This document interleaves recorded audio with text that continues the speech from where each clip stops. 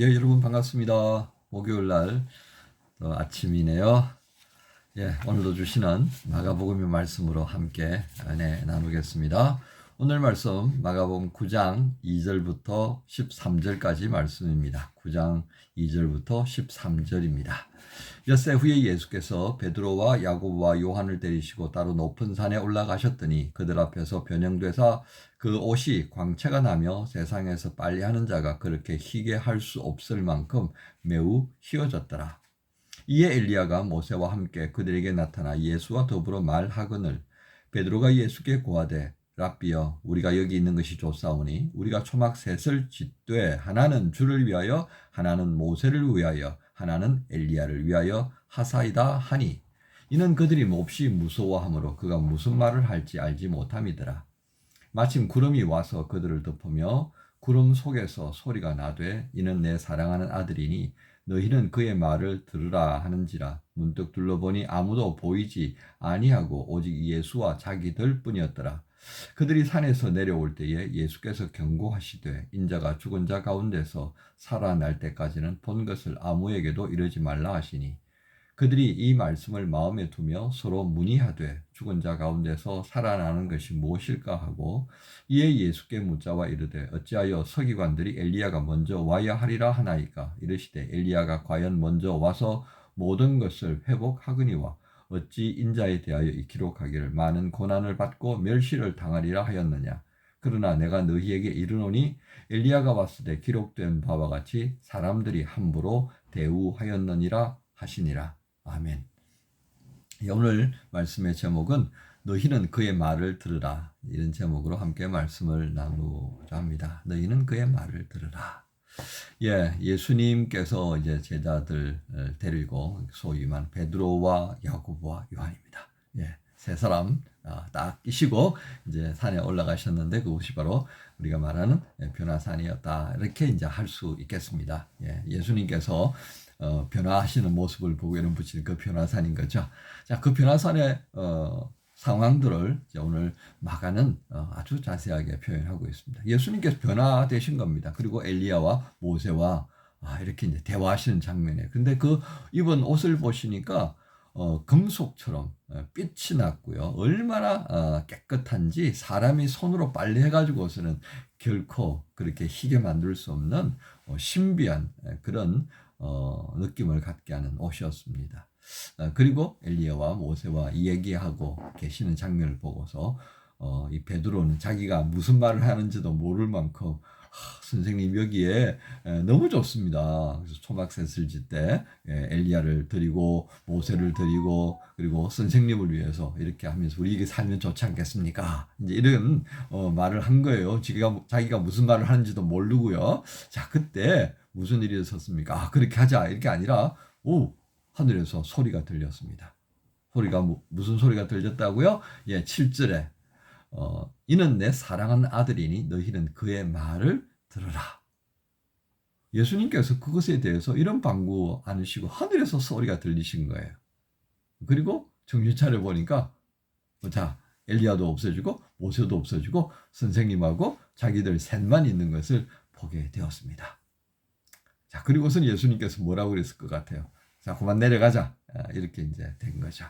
자, 그래서 내려오실 때 예수님께서 내가 오늘 너희와 함께 있으면서 이 나타났던 현상들 아무에게도 말하지 마라. 9절에 언제까지요?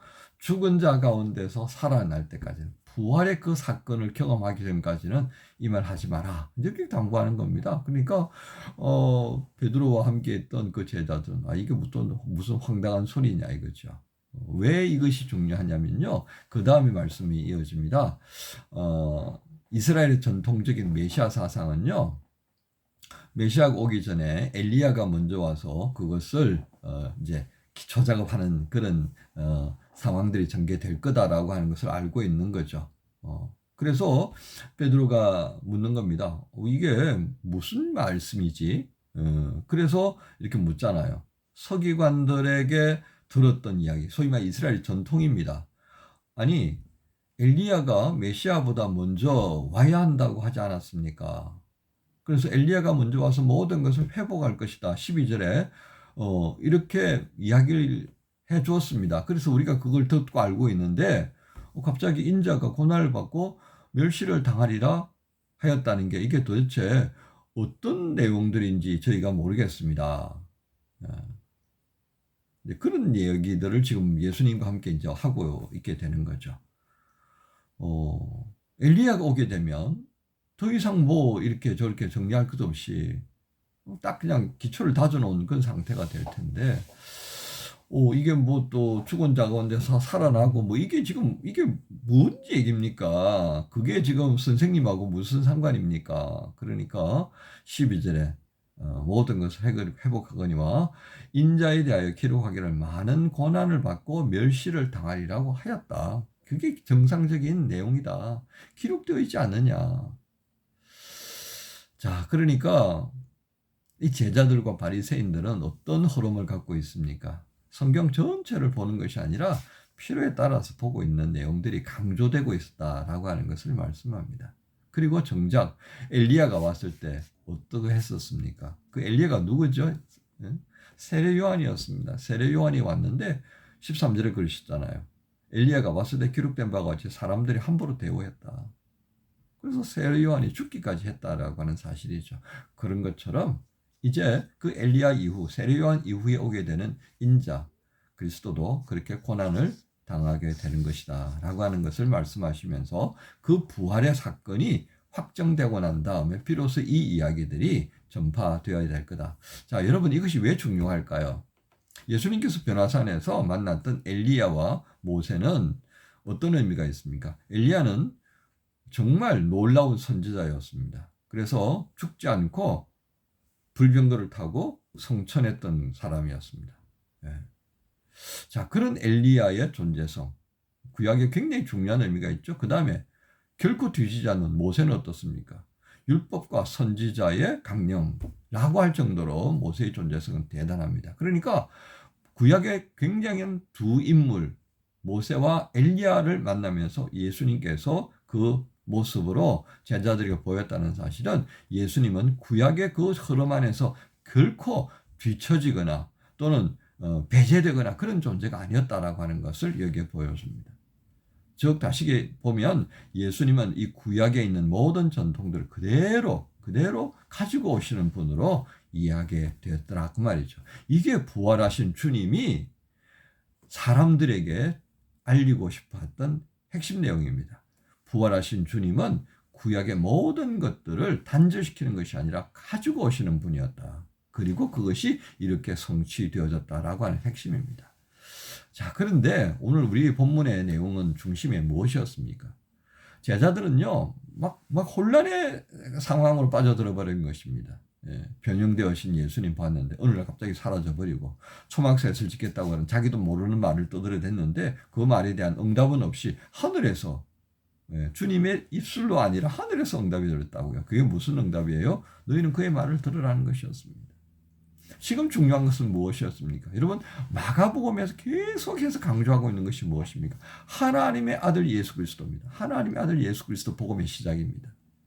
이 복음의 시작을 선포하셨던 하나님 나라가 가까웠다. 회개라. 이 주님의 외침과 함께 보여지기 시작했던 하나님 나라의 구체적인 삶의 모습들을 우리는 지금 보고 있는 겁니다. 자, 이해가 되는 부분도 있고 이해가 되지 않는 부분도 있어요. 그런데 오늘 베드로는 어떻게 보여주고 있습니까?